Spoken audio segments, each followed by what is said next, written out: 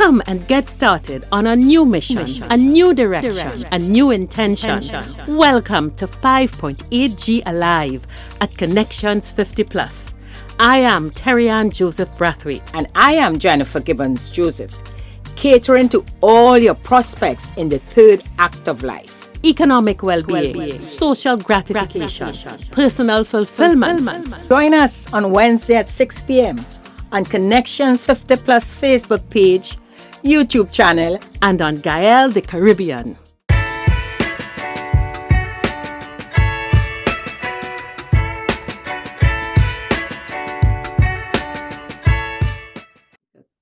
Hi, good evening, everyone, and welcome to Connections 5.8G Alive. I am Jennifer Gibbons Joseph, one of the co-creators of Connections 50 Plus, and as usual with me is my colleague. Hi, I'm Terry-Ann Joseph Brathwaite, the other co-creator of Connections 50 Plus. How is everyone going? Jennifer, we in May. Yes, and May for me is Corpus Christi coming up. You know, me and my plants, I love that. So we thought, Terry-Ann, it would be nice. I know there are many people like us who are very interested and look forward to Corpus Christi, where they could plant something, whether it's vegetables, whether it's a little flowering plant, whatever. So we thought it would be great for us to start this month with, you know, chatting with persons who are involved in horticulture or agriculture to share with us and give us some tips and motivation to get out there and do something. So we have a special guest with us today. I am seeking to crack the soil code. I believe that plant shops are a racket, and they definitely don't want us to do vegetable farming. So I'm rooting for the backyard gardeners. We must be successful this year. So we hope by the end of our series that definitely Terry-Ann will crack that code and, and get the right mix, you know. So yeah, so we go right into it and let's start our interview.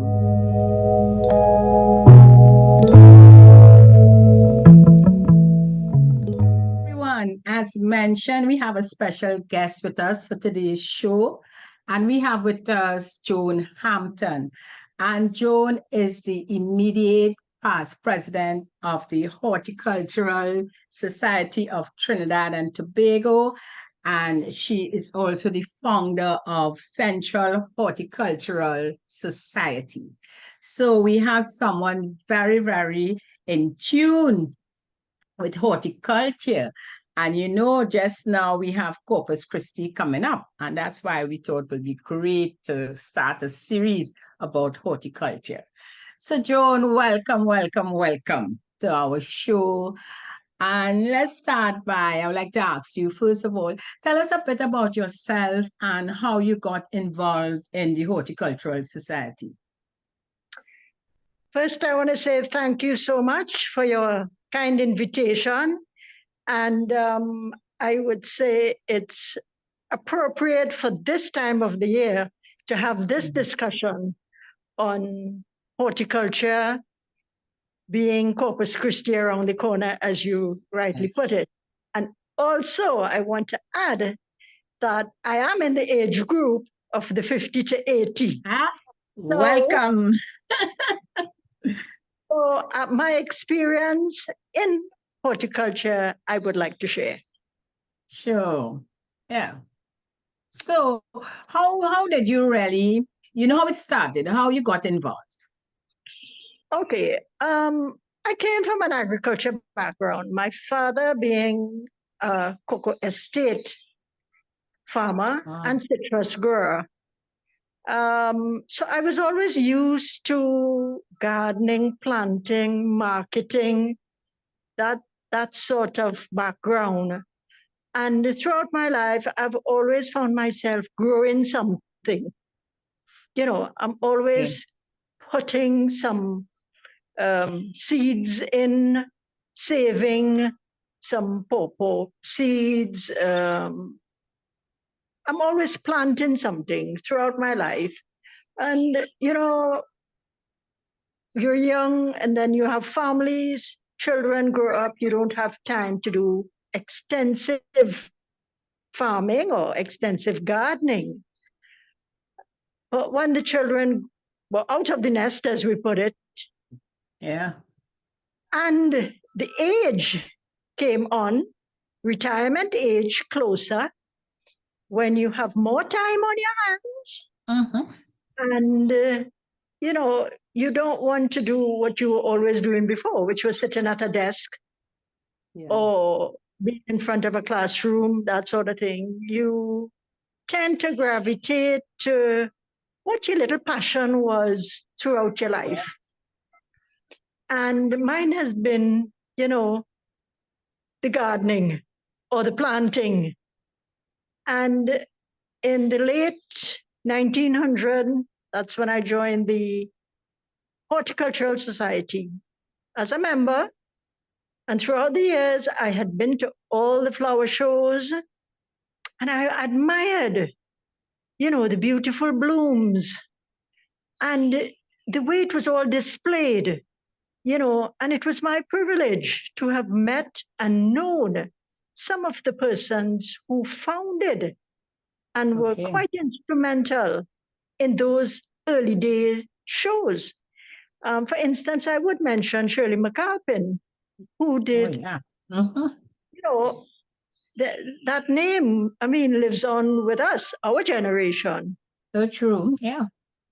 And then, people looked forward to her programs, and I always was fascinated by the names, the botanical names, that she would, on Community Dateline, she would rattle off. I was always fascinated with those names. How can she remember all of these plants and all this? And that ticked me and that piqued my curiosity to get into Yeah. horticulture, to get into ornamentals.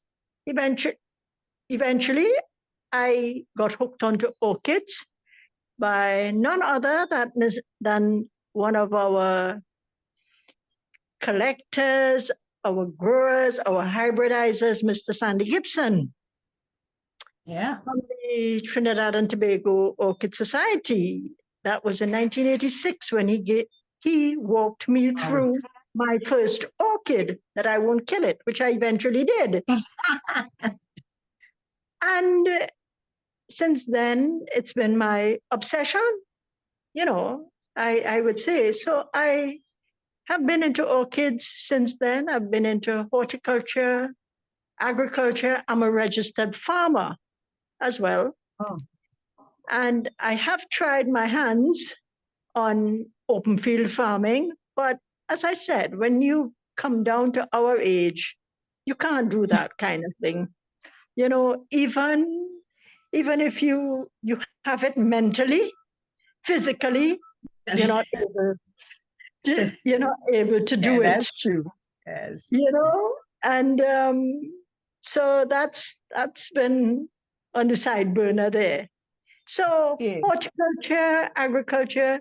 I've also been into floral arranging, which many Wow. people don't know that Trinidad and Tobago is a member of the World Association of Flower Arrangers. Now, floral arranging is an art, it's artistry. And we, as a group, have entered competitions throughout the world, which happens every 4 years. And many of our members have gained, have been awarded for their creativity in floral arranging. So back to planting, agriculture, horticulture. It's been in my veins, it's been in my blood, it's become my passion. And as I said, now that I'm a bit older, I'm seeing more of the benefits of being in that area, As you said, sorry, Joan, in terms of, no, as you mentioned, benefits, I was just thinking in terms of our listeners listening in. I mean, you shared very, very interesting story. I mean, especially being exposed to agriculture, and then at this stage. For those who may not have not been exposed like yourself to agriculture, but always like, they go into the shows and they look and say, I wish I can do that. But somewhere it remains in your head as a wish because you don't have the confidence to start anything because you just don't know because you haven't grown up with any family member being in agriculture or horticulture. What would you say? How can this start? And Go out there and say, if I can, Joan, sure, Terry. before you answer that question, what struck me is that you made three distinct terms: horticulture, agriculture, floral arrangements. I'm especially interested to understand what's the difference between horticulture and agriculture? Okay. Agriculture, we're talking about farming as open field farming, or it's where you look at it in terms of like an industry or commercial.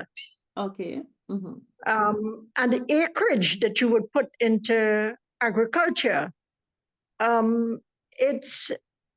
Whereas horticulture is more like, I would say it's a science of growing. It's the science of actually growing, Agriculture, we would have more, like I said, for job creation and income, or as your business.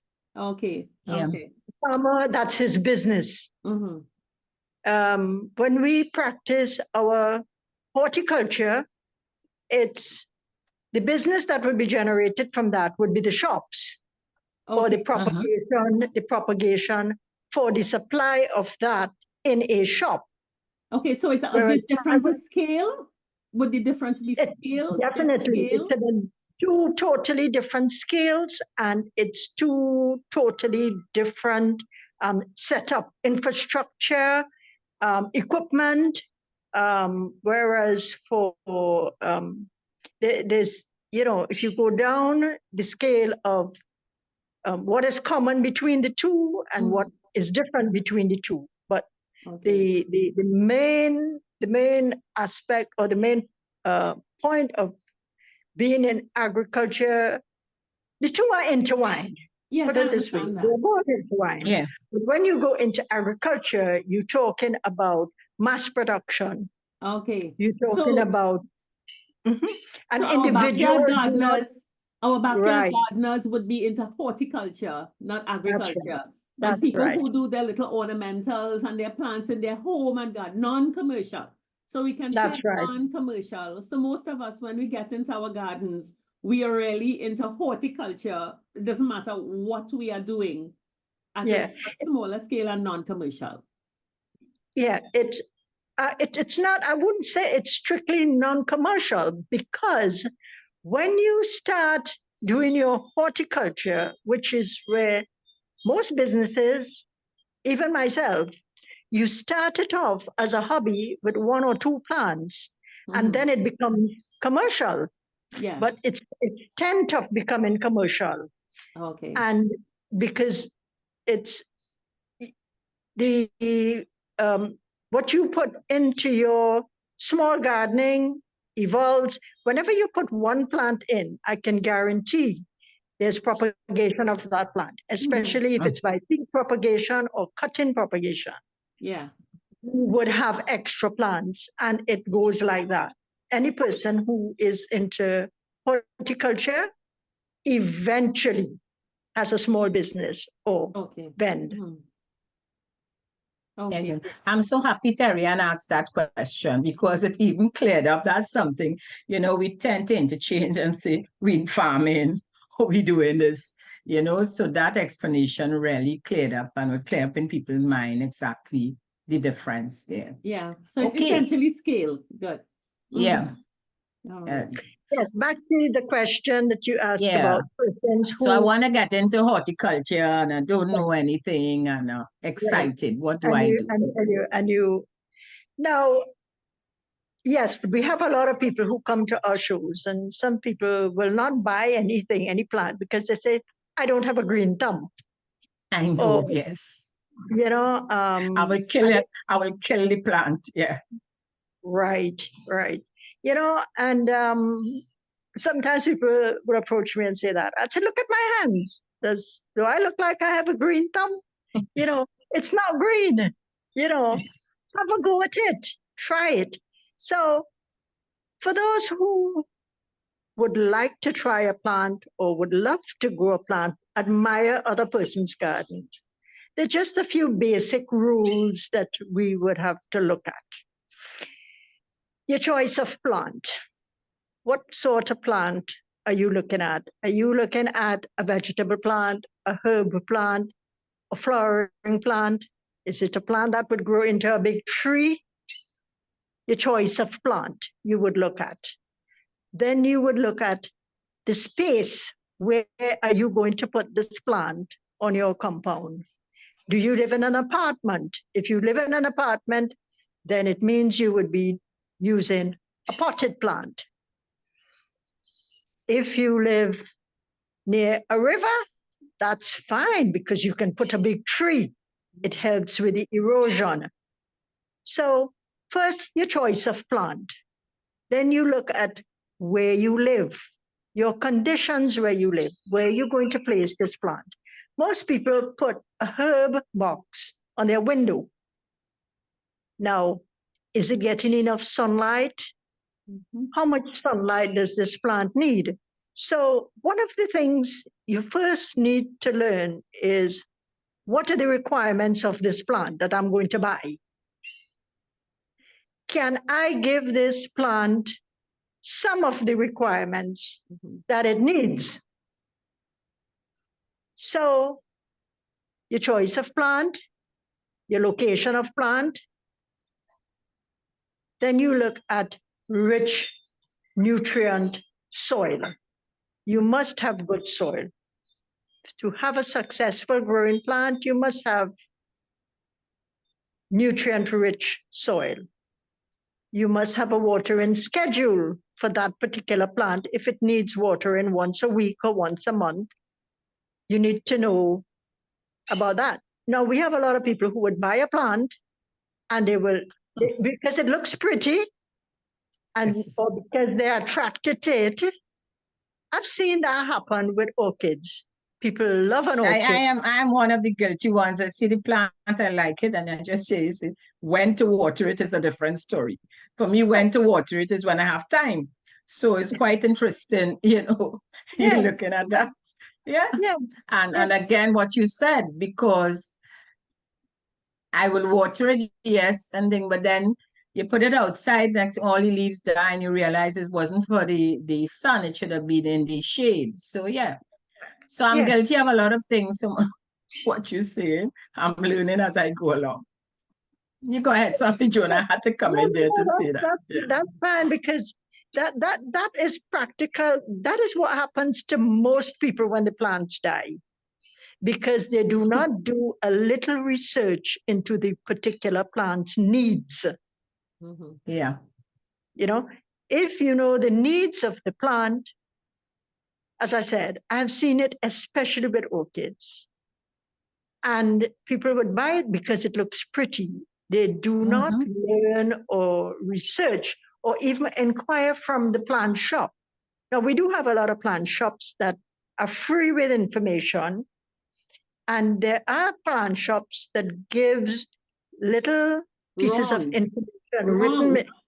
They give wrong. Wrong information. I mean, they do give you wrong. And then some will give you a little bit of a written something in it as to what to do. But the onus really is on you, the buyer, to research and find out about the plant. And the mistake too we make sometimes, we look at the foreign information, which is really for the cold climate. And they tell you about the summer and the winter and whatnot. So sometimes it's all the bits of information you've got to, pick and choose what is relevant and also what is applicable. Sometimes your first try, the plant will die, but I would say try again. Mhm. The second time, you learn from your mistakes, your previous mistakes, and you try again. Mhm. But don't give up, because, like I said, growing a plant, it's therapeutic. It Growing a is, yeah. plant, if Yeah. you watch, and the pleasure it gives you when you buy a plant and you see a new shoot or you see a new bud, you are over the moon, that you've seen this. So it brings you satisfaction. Apart from, we talk about the stress reliever, and we talk about down the road, you can propagate, and it could eventually go not into a small business, but sometimes we have friends who we have to give a birthday gift to, or we have to give a Christmas present to, and we say, oh gosh, this person have everything. What do I give them? And that's where a plant comes in. Everybody appreciates a plant. Hmm.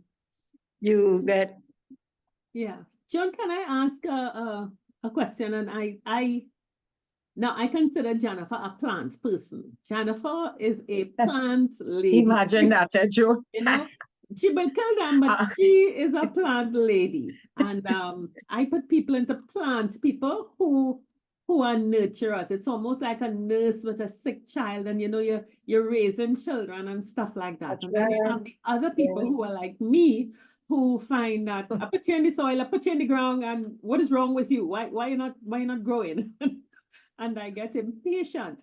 And I want to ask you a question about our context for. I don't think we have a society that is enabling of people doing their own horticulture, especially if you're interested in food crop, home gardening, backyard gardening. I think there's a lot of help for ornamentals and flowers and plants and stuff like that. And I am wondering if you want to start. So I am an avid killer of food crops. I would even I get a first crop that is beautiful, and then all goes down the line. And I find it is so difficult. You're right. You look on YouTube and you see all the foreign temperate climates information. If you enter tropical, you get Australia or Malaysia. And I really wonder, where would someone who is interested in understanding how to start a small backyard garden to grow a decent variety of crops, where would we find information to help us? Is that available? yes, it is available. It's not available to the extent that it should be available, considering the demand. Yes. Yeah. And all that you have said. Yes. The Constitution of the Horticultural Society of Trinidad and Tobago, education and imparting of knowledge in the field of horticulture and agriculture is, as I said, is in the Constitution there. Over the years, we've seen the demand for backyard garden, with the economy being the way it is, and the food import bill, and organic food that we are talking about. And as we have seen the increase in pests and diseases, Yeah. most of us are not sure of how much chemical we eat in the food that we eat out there. I would think that we need to expand on information, and not just written information handouts. Yeah. We have we Hands need on, to yeah. have Practical workshops. hands-on, yeah. Yeah. we need to have workshops, you know, enlightening our members, our citizens, Yeah. how we can grow manageable, inexpensive food crops in our backyard. Mhm. Now, the Central Horticultural Club, our I would say our, but the Constitution also states education. And for the first time in August of this year, Mhm. we have allocated a 30 by 30 space strictly for backyard gardening to display. Flower shows are about gardens display, but most of the flower shows in the past years, it's just pretty gardens. Ornamentals, yes. It's always a beautiful ornamental garden. It's Yes. always a beautiful orchid garden. It's always, just pretty. Yes. Can't eat it. We have never really, because it's always showcasing what is out there being sold. Yeah. Yeah. All the pretty bromeliads that are being sold, all the pretty philodendrons, so the displays Mhm. would be highlighting those. Mhm. And not much has gone into the backyard gardening, as you have rightly stated. Yeah. So this year, August 3rd and 4th, at the Presal School, there will be a 30 by 30, and our members are individually in preparation. They are growing these plants. So they will come in pots, in containers. We would have a hydroponics setup. So I agree with you. We need to educate people more about how we go about it. But in our simple little message here in our talk, I can give my experience on how we can do it, Mhm. how we can start. It all depends on your space. Yeah.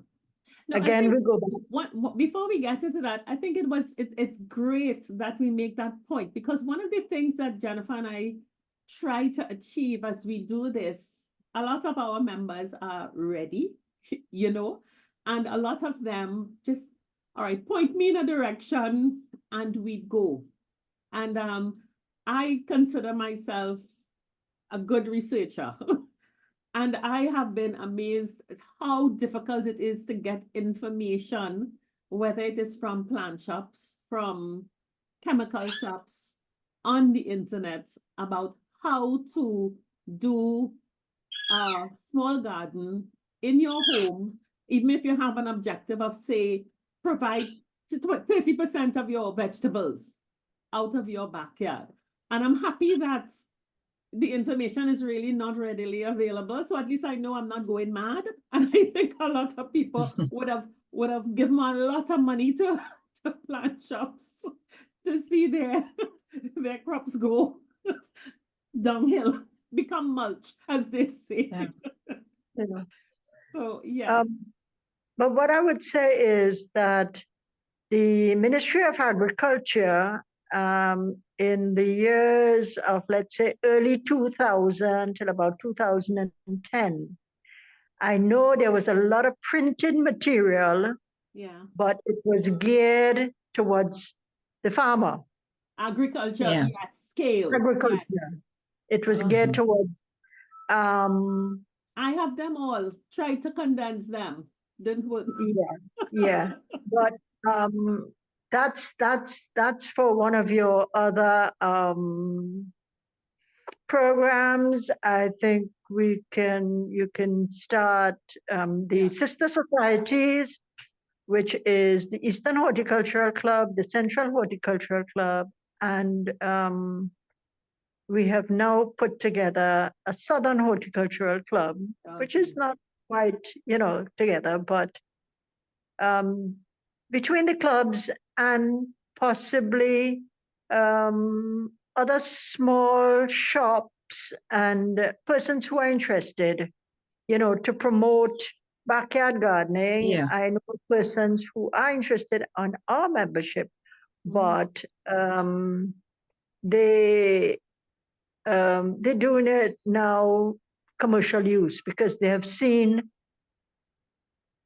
what they're putting out. It's expensive for a start. A backyard garden, to start a backyard garden, okay, you have to purchase all your soil now. And believe it or not, soil is expensive now, a good nutrient soil. Whereas 20 years ago, you could have gone up by the side of the river and dig up 2 buckets of soil. You can't do that anymore. So now, a good nutrient soil you have to purchase. Seedlings, you have to purchase. Plants, you have to purchase. The fertilizer, that's another cost. And then whatever pest and diseases that you would encounter. And I would tell you, The pest ranch and from backyard gardening. Not some me of them- again. some of the choice of gardening may not be worth it. Yeah. That You know, Joan is so true. And those who have iguanas in the yard, I don't know how. the choice of the plant. Now, Yeah. but one of the things I would encourage is the herb gardening. The herb gardening, the rewards of that. And I have not seen the herbs being attacked Mm. because of they themselves, the plant themselves, have certain deterrents in them for Yeah, insects probably. attacking them. Mhm. So, I mean, we all use a lot of herbs. I mean, Caribbean people are spicy people, as we say. Yeah. So that can be a start with the herb gardening. And as I said, the other plants that you would like to start with, you have to invest in all of those things. And important is location. If it is your backyard, if it is a sunny backyard, if it is a shade backyard, I say to people, if you're in an apartment, you can still put the tomato to climb on your burglar proof, because all these apartments have burglar proof. So sun, shade, watering regime, fertilizer, good nutrient soil, and the container. Pesticides. Yeah, pesticides. And not many people are tolerant Yes. of the pesticides. So then you can look into the home remedy pesticides. Mhm. You know, what you can develop at home Mm. to, as a deterrent for these insects Mhm. that would attack the plants. There are certain plants that you can put on your compound. Mhm. Everybody knows the marigold Yes. that you put in your gardens. Yes. So you can look at home remedies eventually. If pesticides, you have side effects. So I don't use them. I try not to use them. And as we are going organic, we want to grow our vegetables, especially lettuce, cabbage, cucumber, those things we want to grow without the chemical. And we know the amount of insects that and worms that attack those. But Yeah. there's a lot Joan, I We must haven't say, so dedicated to it, but I just wanted to bring that point forward because yeah, it's a challenge. It is there's a need for us to plant our own food to avoid definitely. chemical-laden foods we see in the supermarkets that can't last 2 days in our refrigerators. Yeah, And yeah, it's we do. just, it seems as though, Jennifer, you could probably give your stories about giving up on backyard gardening. No. As I say, all excited, you know, and I decided where I was at the time, had a nice backyard area. Shaded, to me, it had everything that was needed to start the vegetable garden, including iguanas that I didn't think of. So Man, go I on, did, big thing. let me tell you, and I did the okra, the melon gen, even the potatoes, just name it. And everything, look, I spent a lot of money doing all that and got someone to help me. And was all excited when I saw everything, the melon gen and all these. And by the time it started, man, the iguanas just ate everything. In addition, in some of them, not just the iguanas, the insects, and I didn't want to spray any heavy pesticide. So they said use neem oil, mix the neem oil with some other kind of oil and put orange peel, the orange peel in, and peel the orange and you put the peel, just name it. Eventually I gave up because there's nothing I was told you could do about the iguanas, No. And that where was talk about a lot of iguanas, boy, huge. Even hearing them on the roof of the house when you walk in. So it was very, and eventually I told Terrian, because Terrian is one intern, insists she has to have the vegetable and I'm plant chemical food. Terry. I am not wasting time with neem oil. You're getting sprayed. I decided, you know what, Joan? Let me go in the market and buy my vegetables and let me enjoy my nice ornamental plants, the greenery, the flowers. That making me very, very happy. And all that money I was spending on the vegetable garden, I decided I could go in the market and get a lot of food for that. So it all depends. But I'm agreeing, though, that we need to eat healthy, and it's really the better thing if we can manage a vegetable garden. But I'm not up, as we spoke about challenges. I am not up to that challenge, Terrian is. I enjoying my I like the idea of the orchids. I am going to the find a bromelias. solution. I am going to. I'm going to find a solution. Yeah. One of the solutions to iguanas is you get a 50% shade cloth and completely shade the area if the area is such that you could completely cover to the floor, from floor to floor and over, have it enclosed. In that way, your crops would be protected from the harsh weather. You would have better crops. If you But it will be ugly. What it depends on your area. If you can do a shade cloth, but a 50%, which is quite transparent. Yes, it will be ugly. You see, Joan, she want a fancy. She want an attractive vegetable garden. You have to do it in such a nice way, aesthetics.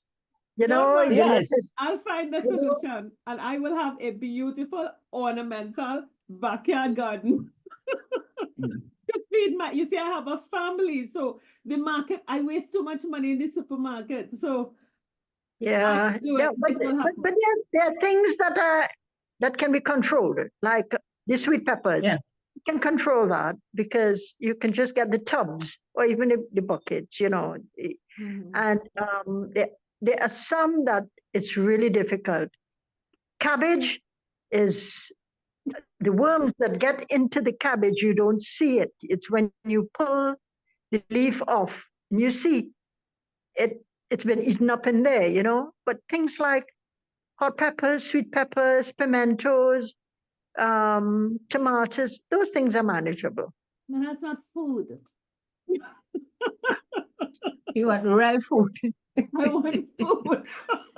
Although I've seen, and Terrian has tried the sweet potatoes and Irish potatoes are doing well in the tub, so they can't get into to dig it up. So maybe, Now, Joan, Yeah. I've For had a lot of provision. success. I've had a lot of Yeah. success, but I Yeah. just think the effort is too great. And no, it's not that the effort is too great. The resources to support families who want to do successful small scale backyard gardens for their family to supplement Yeah. the food bill, not the seasoning and the sides. Yeah. Yeah. It is just difficult to get to. And I've had good crops of the brassicas. I've planted everything, but every year you have to replace the soil. You have to do this, you have to do that. And when I compare my budget, it's about the same, the food bill and the homegrown, but at least I have the satisfaction of knowing that it can go in the fridge and last for 2 weeks. Yeah. Yeah. I can No, I feed agree. and I can totally agree with you. I agree with you. I mean, the challenges of being successful and not just successful one time, a Yes. continuous, It's continuous. you Yeah. know, it is difficult. And I'll tell you, climate change doesn't help. Yeah. No. You know, the harsh weather that Ah. we're having, then the water restrictions that we're having, and the increased in pests and diseases that we're having, Mhm. you know? Yeah.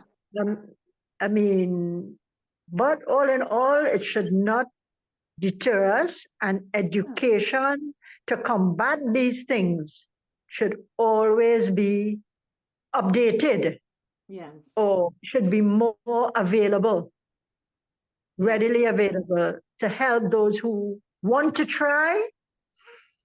And as you rightly said, I mean, their families, I mean, the children can get involved in doing something, in propagating something. I mean, as some years ago, we were in the stages of introducing gardening in preschool. Mhm. And Yeah. we said, a child is intrigued when they say, the sweet peppers on the pizza, where did it come from? How did it grow? And then we show them and give them a plant and say, you grow that plant, and show them all the methods and Mhm. show them the method and the way to get that plant to come into fruit. And that would be instilled in that child till the teenage years, you know, but the intrigue of that sweet pepper on that pizza, Mhm. you know, would create something in the mind of that child. And if we go back to preschoolers and start basic organic way, if that is possible, Mhm. it will be challenging, but it's something to think about. Yeah. You know what will be great too, Joan, and when you all are discussing and looking for ways to educate, especially us, you know, the retirees who not in the workplace and really want to do something different. And as you say, you know, gardening, you feel relaxed. But it would be nice. What I do, I go on always go on the internet to Google this and Google that. And there's so many, and I'm talking about foreigners, you know, so many farmers or even persons who doing their little farming. And they do little clips showing you they're in the garden, some of them showing you all the different type of insects and what they do. But that's up there, as you say, it's a different climate. It would be nice if we can get some of your members just train this out to do something similar. It's a YouTube clip. It's YouTube, you go up on YouTube and you put gardening in Trinidad, how to deal with iguanas or how to deal with, you know what I mean? You know, Terry might say, okay, you want a vegetable garden, but you want it to look nice because it is part of your decor outside, They your have a small outside thing. space. They have a small Yeah. space. So you want when you sit in your porch, even if you're looking out, you want the garden to look good. So it could be somebody doing, you know, a little YouTube clip showing that, okay, this is Yes. the nice fancy vegetable garden, but local. And that is what we're saying. We don't have that local content. I'm always looking.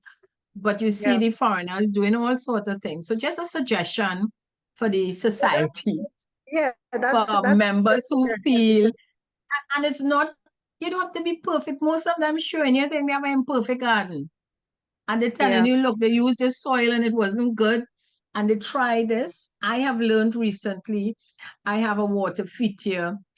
And because of how it was built, when it fill up with water, I don't want any fish in the water, right? So that is when people say, put fish, no.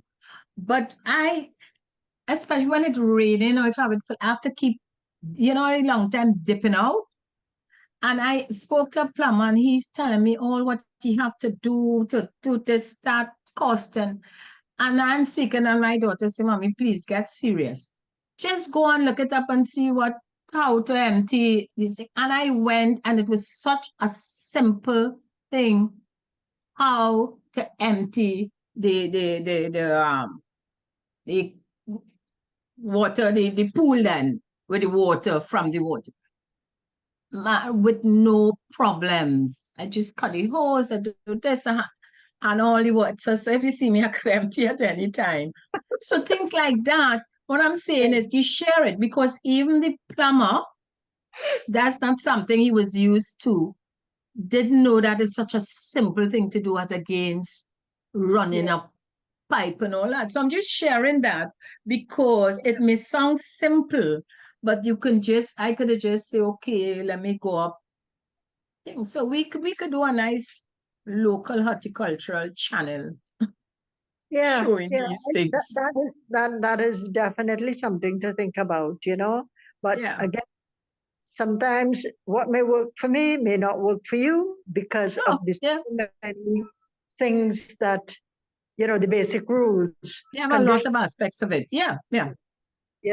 But if we have regular, as I just said, if we have a regular information that is coming out from, and I don't want to say the Ministry of Agriculture here, might sound, but all the sister societies and the horticulture groups, I think we can do our part.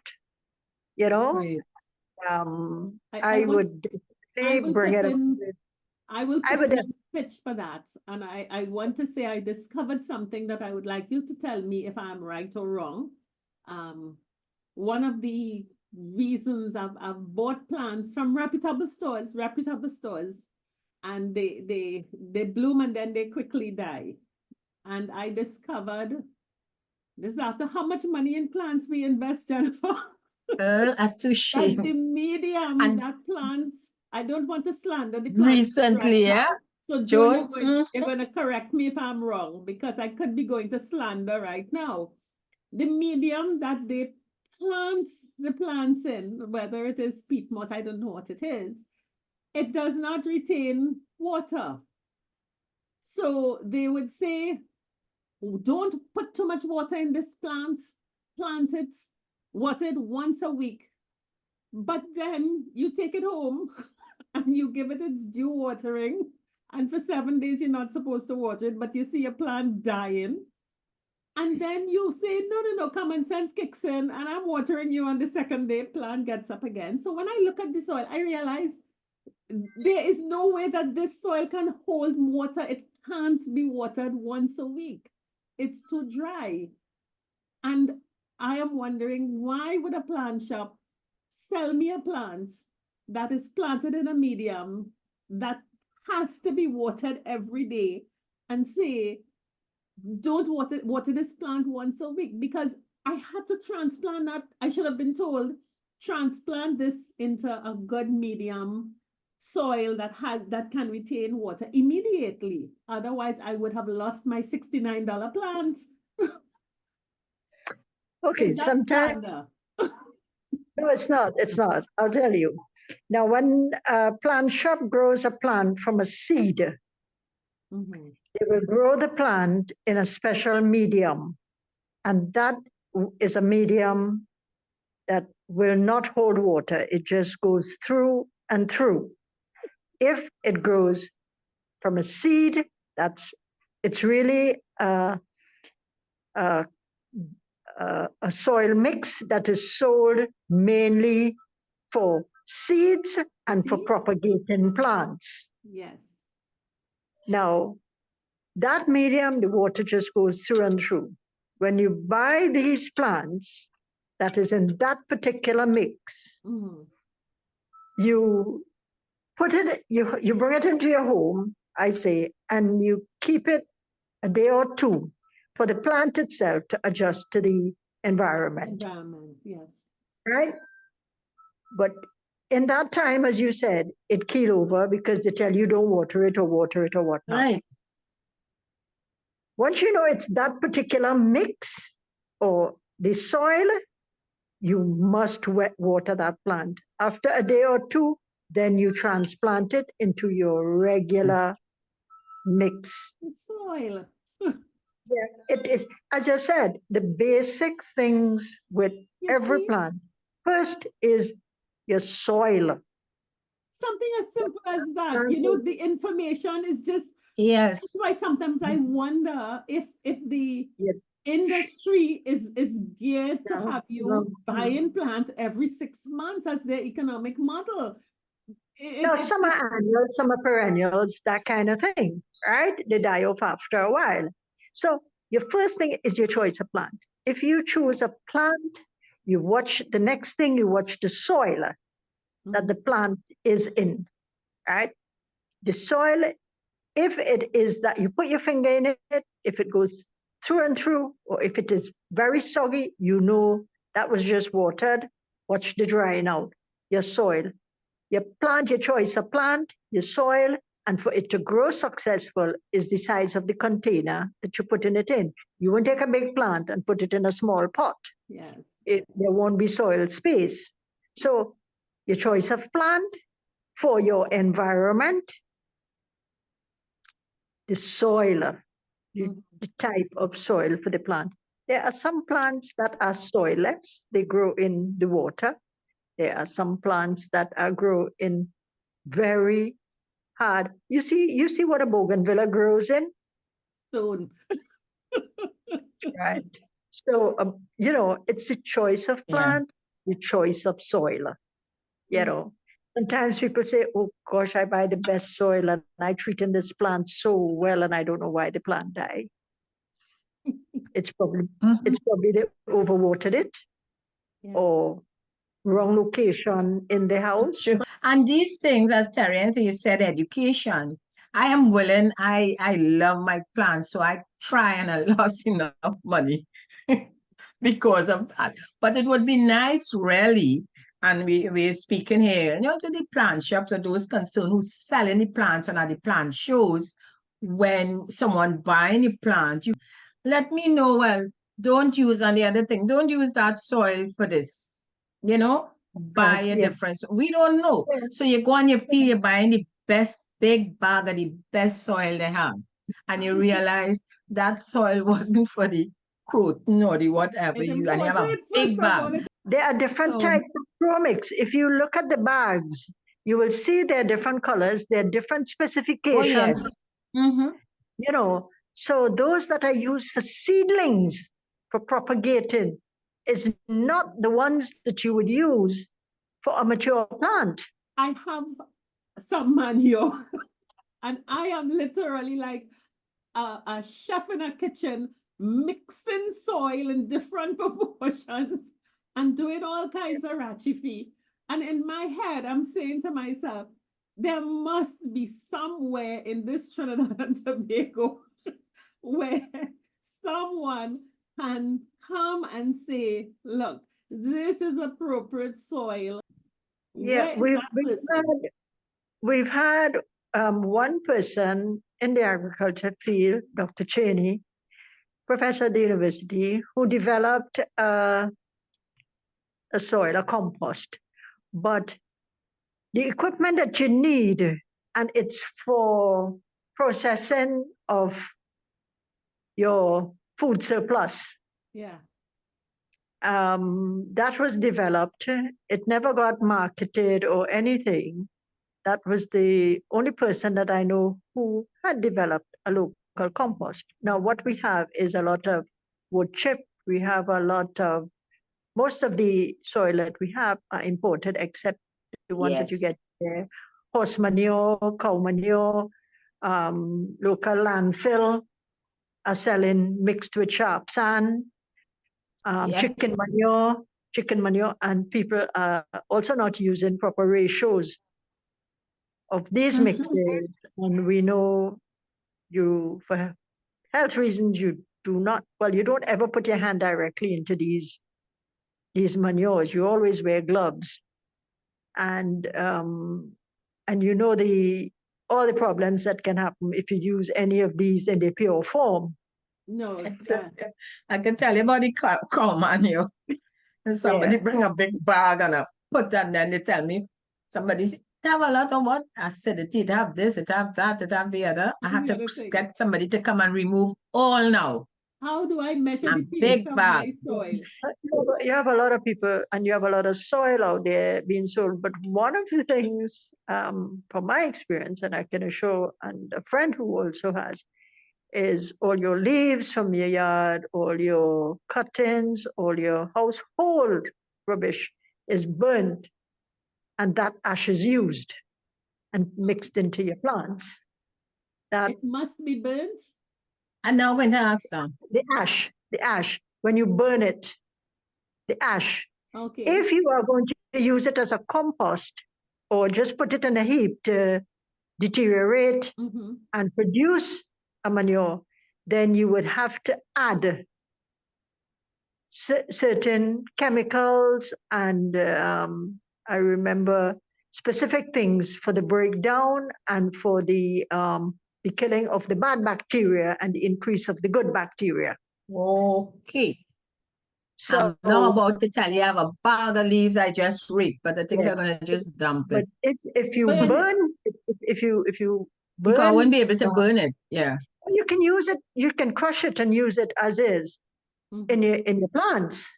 But together with all your little household bits that can burn, and you put it there, wood, bits of trees, paper, plastics, whatever you have, you burn it and you use the ash. Yeah. Mix it into your soil, All right. I But think The I'm challenge is the but- burning at this time. Yeah. yeah, the You can challenge use is a the burning. barrel. You can use a barrel. Yeah, you can use a barrel. Once you have small amounts, you burn, you empty the ash. You burn, you empty the ash. Or you can crush those leaves and use them as ground cover in your plant. You can mix it into your soil. If you're burning, you don't add anything to it. You No. just burn. Oh, it's when you crush it When you're like that. composting, yeah, when you're composting, like piling on your potato peelings, you add in on your dry leaves, you add in on other stuff from the kitchen, it's food. And that goes to any type of plant. That will use for any type of plant. Yes. Okay. Yes. What you should do is you should try it on a few of the plants and observe Yeah. some difference, and see if you've seen a difference after about a month or so, 6 weeks, really. You give it 6 weeks to see Okay. if you like insect it repellent kind of thing, but I mean, one of the things I have in my yard is a neem tree, and from time to time I will crush the leaves and put it in a bucket of water, Mhm. and I would wet And some of the use them. plants, Yeah. So Yeah. outdoor plants are a bit challenging, like I said, because of the heat, but I would not it should not deter people from doing No. a plant. Retirement is not just lie down in front of the couch, run the Exactly. TV on the couch. You want to be able to Active and have fun. Yeah. live. Mhm. And as I said, if you do a plant, you propagate a plant, you have for a gift, So, Joan, we thank you so much for being our guest, for giving us so much information, and for us to prepare for our Corpus Christi. As you said, even if it's one plant, everybody will be doing some form of planting and gardening. So thank you so much for being our guest. And as I said, this is the first of the series in preparation for I Corpus enjoyed Christi. talking with you ladies. Yes. It was a pleasure.